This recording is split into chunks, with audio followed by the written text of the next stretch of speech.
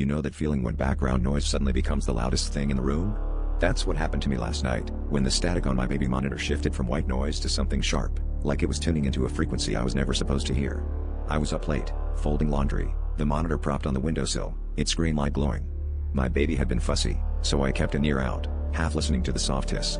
But then, beneath the crackle, I heard my own name whispered, low and guttural. I froze, a sock dangling from my hand. At first, I thought I was imagining it.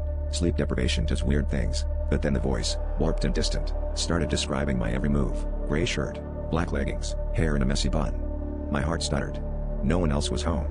I looked around, half expecting to see someone hiding in the shadows, but the apartment was empty except for me and my baby, asleep in the nursery. I told myself it had to be a freak radio signal. Maybe a neighbor's monitor picking up a crossed frequency. But as I reached for my phone to call my husband, the voice on the monitor began to hum a lullaby I'd sung to my baby, one I'd never sung in front of anyone else.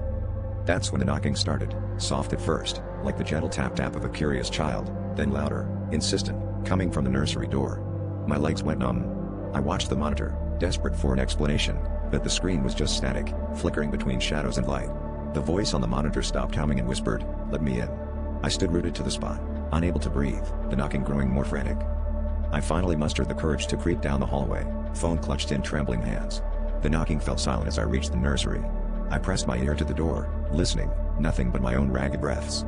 When I finally pushed the door open, the room was empty except for my sleeping baby. But the monitor on the nightstand was still on, green light steady, hissing softly. And scrawled across the inside of the closet door, in a jagged hand, were the words, "I can see you."